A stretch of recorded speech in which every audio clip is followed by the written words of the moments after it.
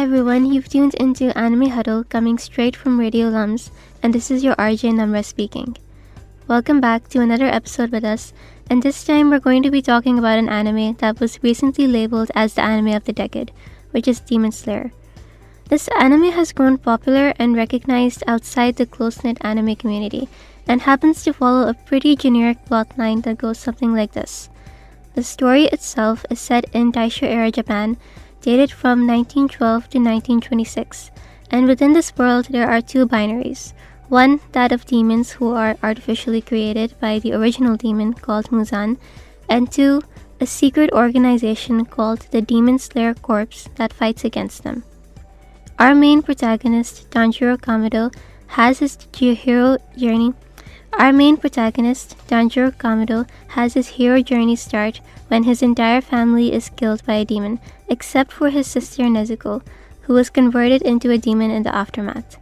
Tanjiro vows to find a cure to help his sister turn back and become a demon slayer with this goal in mind, and to make sure no one else ever has to go through what he did. Moving on to the manga, it was written by Koyoharu Gotoge, and it began publication in Shonen Jump in 2016. For its first 3 years, it was relatively unknown. This all changed, however, when in 2019, the anime adaptation of the series began airing. It was produced by the studio unforgettable and was praised as being incredibly high quality, leagues above any other anime airing at that time. Because of that, it often went viral with certain scenes that had been animated with artistic flair and a lot of attention to details. What had then followed was a snowball effect. The more people watched the show, the more its animation, sound design, and composition were praised, which then drove even more people to watch the show because of all the hype. The sales of the manga also skyrocketed, and many people attributed the success of Demon Slayer to the brilliant adaptation done by Ufotable, and online discourse, particularly amongst Western audiences, began to take the shape of praising the animation while being disappointed by the lackluster storyline. But if the storyline is supposedly so lackluster, then it doesn't really explain why Demon Slayer was able to achieve the height of success that anime for the past few years has really been lacking, not just domestically, but internationally as well. The series has become a mainstay amongst Japanese audiences, with its subsequent film, Demon Slayer, becoming the top-grossing Japanese movie of all time, and the franchise earning billions of yen each year in sales. Not to mention that the manga maintained its spot as number 1 on Shonen Jump for a year after the serialization ended. It's also responsible for incorporating anime into the mainstream Western media. So we're going to delve into the success of this series today, and talk about how we can attribute most of its success to the perfection of the shonen formula, the type of criticism Demon Slayer gets for being overrated and whether it's justified, and what is it about Demon Slayer that's so unique, despite not being very original, what made it stick and stand out to its audience. We need a bit of background on this first. For starters, by 2016, the standard shonen formula that we saw in Naruto and One Piece had largely fallen out of favor amongst the general audience, and was mostly in decline. People no longer cared for the wide-eyed, optimistic protagonists that had this unbreakable conviction to achieve their dreams. Not to mention that many newer series that attempted to emulate this formula often had glaring weaknesses in their plot, general production quality, and most importantly, lacked freshness. So what did Koyoharu Gotoge do so differently? The author chose to actually use the same formula but changed it slightly to make it more appealing. One of the main examples of this is how Tanjiro is a bit different from the standard shonen protagonist. He doesn't have some outlandish goal that everyone knows will be achieved in the end, and which also usually involves becoming the strongest in some form or saving a nation, but rather only wants to cure his sister. It might be simple, but it's engaging, and it instantly makes you root for him. Tanjiro is also an empathetic individual who understands the plight of demons and how they were probably turned against their will. But he also has the conviction that once a demon has killed an innocent person, they have to be killed rather than talked out of their race. Often, shonen heroes don't have this characteristic. They will try to back out of making this hard decision with the assumption that all people are inherently good or worthy of change. Tanjiro realizes this, but also recognizes that it doesn't change the actions that the demons committed. Another aspect of the manga is that for most of the series, it has relatively good pacing. Where most contemporary series have published more than 400 chapters, Demon Slayer wrapped up its story in about 200 chapters. This made the series extremely easy to binge, and in a shorter story, people don't really get tired of the cheery optimism or repetitive elements of the story.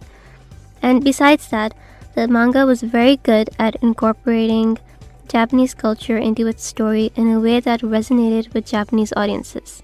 Beyond just the use of traditional Japanese swords, the show went out of its way to depict Japanese culture to its fullest extent. Since the series was based on the Taisho period, the author expertly integrated the real-world elements of that time period into the series. From trains, telegraph lines, bustling cities, and authentic cuisine, the author goes out of their way to depict the world and, by extension, Japanese culture at that time. The faithful adaptation of the manga is also a feature of Demon Slayer's success as a shonen story. The general rule for a shonen series to start skyrocketing in popularity is to have a good anime adaptation. How many of us would have discovered Naruto, for example, if not for its anime airing on Toonami way back in the day? Therefore, for manga authors, having their story adapted on TV can be an experience that can go horribly wrong, because they are entrusting their vision and story to a studio with the hopes that it'll be done with justice. Here again, we see how Demon Slayer's anime adaptation sets itself apart not just by its visual art, but in the foundational elements of adapting the manga. Studio Ufotable ensured that they faithfully followed the storyline of the manga without adding or changing key elements in the story. Where other studios would add filler or reorganize the story, Ufotable chose to preserve the author's vision and its quality most of all. Prime example of this is that when working on the Mugen Train arc, Ufotable chose to make the entire arc as a movie rather than a season, not because they wanted to bank on the hype of the first season, but rather because the arc itself was so short that stretching it out for 12 episodes would have ruined the pacing and impact of the story. In addition to all that, we can't forget the role of the animation quality in Demon Slayer's success. Contrary to popular belief, the quality of Ufotable is due to their unusual degree of production independence, in-house talent, and exceptional organization, rather than having vastly higher budgets than other animation studios. For instance, the average episode of Demon Slayer cost the studio around $80,000 to $90,000. While that seems high, it's nowhere near as much as any other mainstream shows. For example, Black Clover's adaptation costs around $140,000 and honestly doesn't have much to show for it. So by perfecting and essentially repackaging the shonen formula with all these aspects coming into play, Demon Slayer as a shonen story was appealing, relatable, and engaging to its audience in a very refreshing way. With all that in mind, we need to acknowledge that to an extent, a lot of the criticism towards Demon Slayer is well deserved. There are some serious glaring holes in the series. First, you have your not so original and very predictable characters. Tanjiro is an empathetic and optimistic protagonist that has no serious character flaws. Zenitsu and Inosuke are the two sidekicks. One is always afraid of every demon, while the other charges head-on without any strategy. And Nezuko is your token female character that only seems to be there for fan service. The story itself also has some really annoying aspects to it. For example, constantly having flashbacks at the most obvious moments, characters shouting to not give up in the middle of a fight, like that would have helped Tanjiro win, and surprise surprise it does. Surprisingly, the biggest pet peeve people have about the show is related to the main character, Tanjiro, who they feel is more like a narrator rather than acting as the main character. He always has to give his comments, even with the situation and the relevance of it, despite there not being any need to, since it's all very obvious. And he always has to be shouting for some reason, instead of speaking at a normal volume. The character design is a bit questionable too. For example, the Hashira that's supposed to be an elite force of these awe-inspiring samurai, a parallel which is obviously inspired by the 12 divisions of Soul Society in Bleach. But you see that the Hashira, they look straight like they came out of a cliché Japanese adventure video game. A lot of the events in the story can be confusing too. For example, the guy with water powers all of a sudden has fire powers, since that makes sense. The tendency for Tanjiro to pull out a new power-up whenever it's convenient for him, and seconds before a demon dies, we get the tragic backstory and are supposed to empathize. Like this villain, who was portrayed as totally evil, can be redeemed in a 1-minute flashback before getting their head cut off. Going on to Nezuko, we see her as an example of female characters being utilized in a limited capacity. We see that despite Nezuko turning into a demon at the start of the show, we barely ever get to see her perspective. We don't see her having to deal with the trauma of her family being killed, and we only catch glimpses of her struggles. For a show centered around curing her, she's largely absent from the story. She's essentially been reduced to a friendly demon companion for Tanjiro and is made into a love interest for Zenitsu. But she looks cute, so it's meant to be okay. And with that said, sure, the writing isn't special nor anything original, but Ufotable's role in this anime's success is undeniable. If it had been adapted by any other studio, it's doubtful whether Demon Slayer still would have been as successful. Kotoge took the standard and safe shonen formula, got all the filler they're known for, and streamlined the entire process, like the training arc not being very long, spanning over several years, but just one, and that too was gotten over with very, very quickly.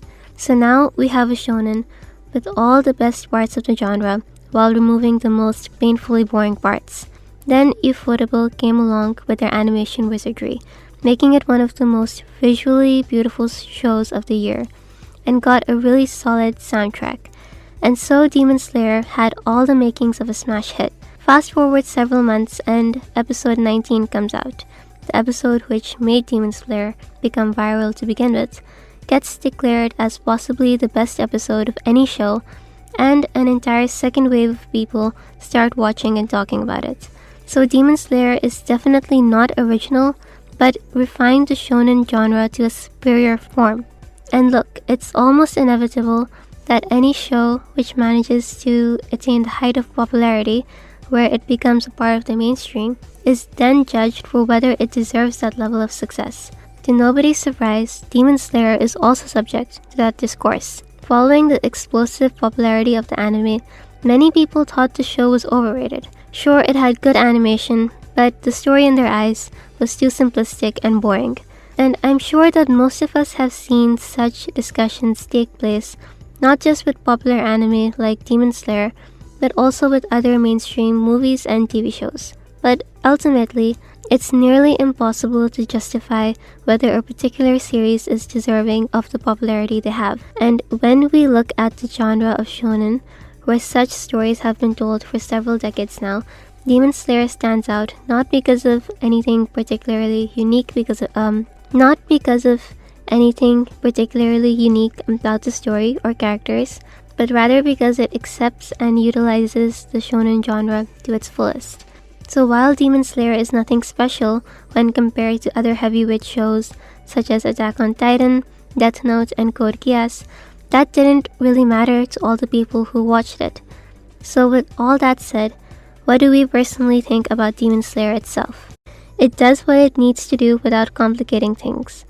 The story is really simple and easy to explain to potential fans. Demon equals bad, Demon Slayer is good. Demons lose when they get their heads sliced off. And that's it. That's the entire show. You don't have to read essay-like summaries of the history and background of the show to figure out what's going on in just one scene. The intensity of energy when they deliver their fighting scenes or any other emotionally charged scene is unmatched. such as when Tanjiro's father was shown doing his family's traditional dance. It was a very simple scene, very simple setting and premise, but the costume, decoration, portrayal of his dance movements, which is very difficult to do properly in animations, along with the soundtrack, made it an unforgettably touching scene. Also, we can see the famous Monster of the Week formula working here. One of the more immediate issues with the show that becomes obvious the more one watches or reads the series is that every arc revolves around one or two really strong demons that have to be defeated. The good guys have a difficult time fighting the demon until someone really strong shows up, or someone in the main cast develops a new ability. Once the demon is defeated, we are told about their tragic backstory, with Tanjiro empathizing with the demon and relating it to his own situation. Then, once the arc is concluded, we are teased with a more powerful demon on the horizon. Rinse and repeat. Sounds repetitive because it is, but in a lot of cases like this one, it can work. Sometimes people just want to see characters reaching new intensities and fighting new challenges. Take One Piece for example. Luffy's goal and the ultimate main point of the series is to find the One Piece treasure. His journey started in 1997, and fast forward to 2023, and we are still nowhere even near scratching finding the treasure.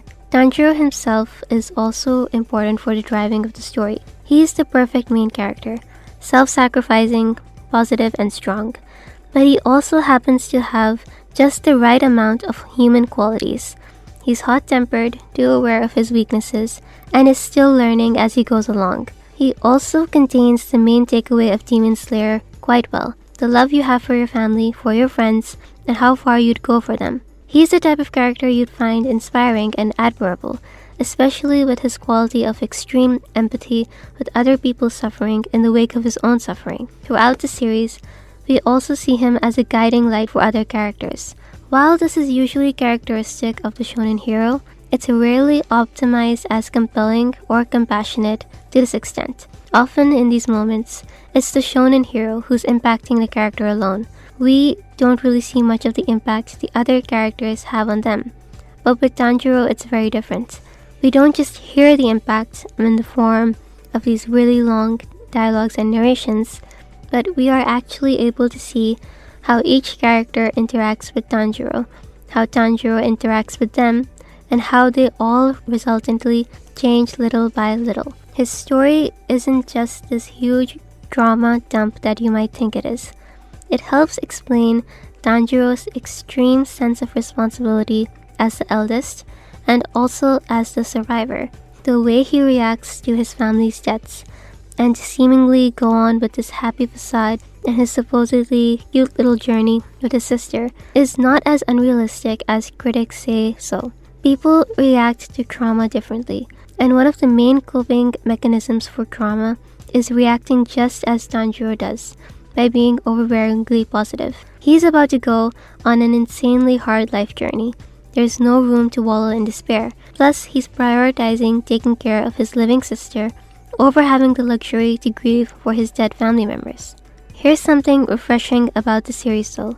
While we did just criticize it for pulling out the backstories of villains moments before they're killed off, it's interesting because even though it's done with the intention to make us sympathize with them, it also offers another perspective, which is of the masks of the demons being uncovered. Most of these characters had short moments of happiness and a promising future, until it was robbed by malicious people. All of them deserved better after all the pain in their life, and just when they were about to receive that happiness, it was stolen. One of the best demons was Akaza, simply due to the fact that he had more depth to him. He wasn't just a mindless demon, but had principles and fought honorably for the thrill of the fight. Initially, he looked down on those weaker than him, but over time began to understand how the weak are capable of becoming stronger. Most importantly though, all of the characters add to the story and to its flow, whether it's through comedic relief or touching dialogue. They all coexist and play off each other. Everything makes sense. Take Kanao. At first, we see her as this typical cute girl who has a ton of trauma, and that's why she's so unfriendly, like we've never met characters like that before. But then we get to see her change through small actions, and we see how she impacts Tanjiro in turn as she changes. So Here's the thing, since we need to wrap this up somehow, of course Demon Slayer's popularity is largely due to its visual stylistic excellence. Chalking it down to that alone is a very shallow take. Ultimately, we can see that it's a combination of several things. The visual art draws you in, but the simplicity of the story and how it doesn't take much for it to resonate with you is important too. And sometimes we just want to watch our heroes struggle to overcome what's impossible, earn their victories, and celebrate. It's that simple. You might still be thinking, you don't really understand the hype. You don't understand why it was Demon Slayer specifically that managed to create this new type of anime culture and officially launched anime into the mainstream in the West. This is more of a general comment, but we can see that anime has reached a different type of status in the recent years worldwide. Not really comparable to, say, when Attack on Titan, which is an anime often raised as more deserving of the type of success Demon Slayer achieved, came out. Anime has always had exposure, but it's pretty undeniable that it's become mainstream in a completely different way in these past few years. And maybe we can chalk that down to more and more medias like Instagram, TikTok, Twitter that continuously help in making this happen. So the exposure and hype around anime continues to snowball to new levels, like celebrities endorsing it, general admiration for Japanese culture, and the dilution of the stereotypes that can push away potential fans.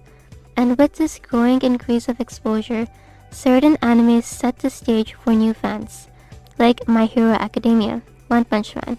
These were some of the new pioneers for anime to this new generation of fans.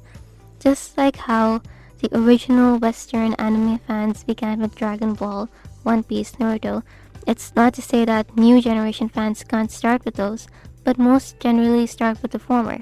All of this definitely set the stage for the hype around Demon Slayer. When new fans come into this anime culture, there's always people that want to be the first one to discover the next best thing. So when Demon Slayer came out with its amazing visuals, that are honestly cuts above any other anime airing right now, back then, or even way back in the past, they'll start hyping it up, and it's often branded as totally unique in order to give justice to this feeling of discovering something new, and that feeling just gets passed to the next generation, since that's how hype works. There's a big fuss and people want to join in on what's happening.